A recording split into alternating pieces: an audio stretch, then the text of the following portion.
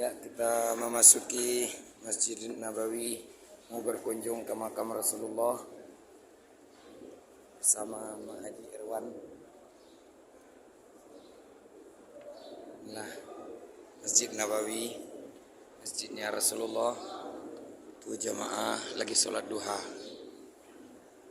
Kita menuju makamnya Rasulullah Sallallahu Alaihi Wasallam.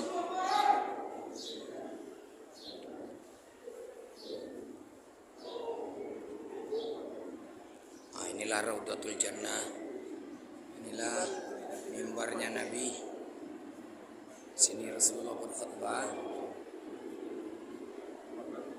Dan ini mihrabnya Imam Masjid Madinah.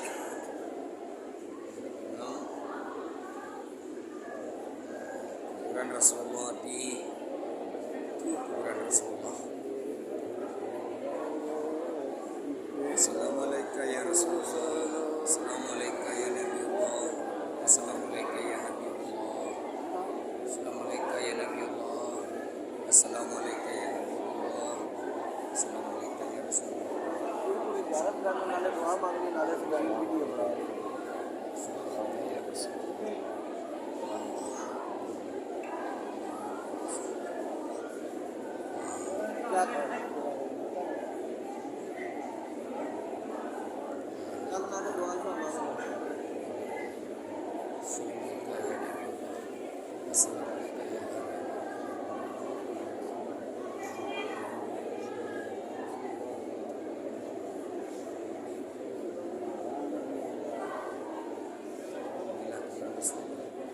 Ya Rasulullah,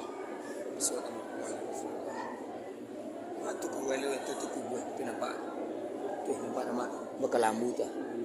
Tu kelambu Rasulullah. Tu kelambu kuburan Rasulullah. Nah, nampak di lubang itu. Pada mak, tu nampak tu. Hijau kelambu tu mak.